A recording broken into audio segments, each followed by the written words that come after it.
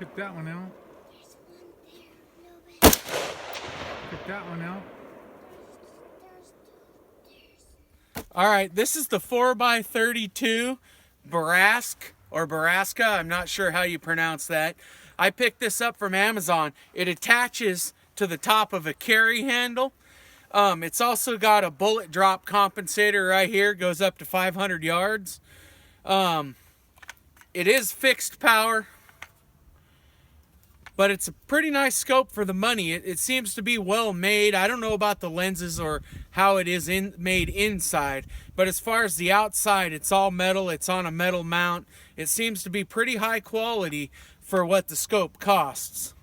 Now the way this works, there's a hole in the top of your carry handle. You just drop the scope through, and then you put this little nut on there, and you just spin it around until it tightens up.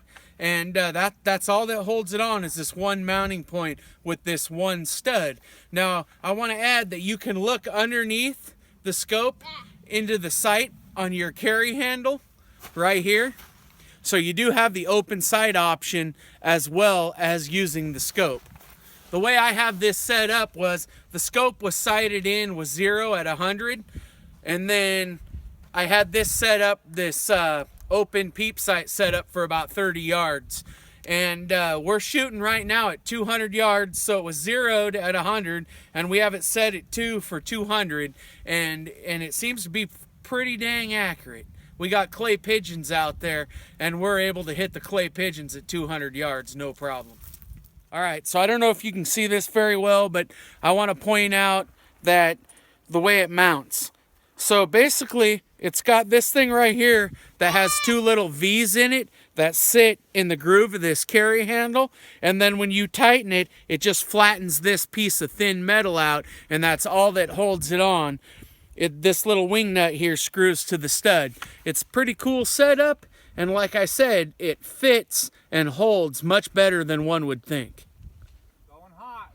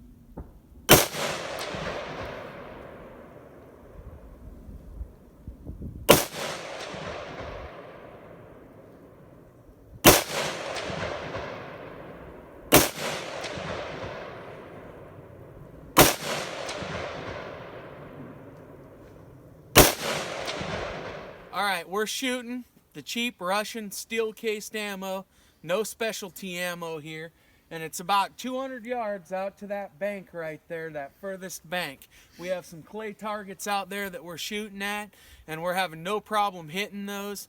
We're raised up a little bit here because if we were down there on the floor of the pit, we wouldn't be able to see our targets because it actually rises in the middle. So that's why we're up here just a little bit in elevation. So we're actually shooting at a slight downhill angle at our target. All right, the scope covers that came with this, they were too big for it. You could tell it was something that they just slapped on there from another scope just to have a cover on it. They were way too big. They were rattling around. So I went on Amazon and I bought this Butler Creek. This is a pistol scope mount, and it works just perfect for this scope. So if you buy this scope and you're looking for a cover for it, this Butler Creek scope cover fits perfect. Now this is the box that it came in. They call it the Electro sight. Now, a lot of people on Amazon were leaving bad reviews for it only because they thought it had an illuminated reticle, which it does not. And that was the biggest complaint on Amazon because it said electro sight. I guess they assumed that it had an illuminated reticle.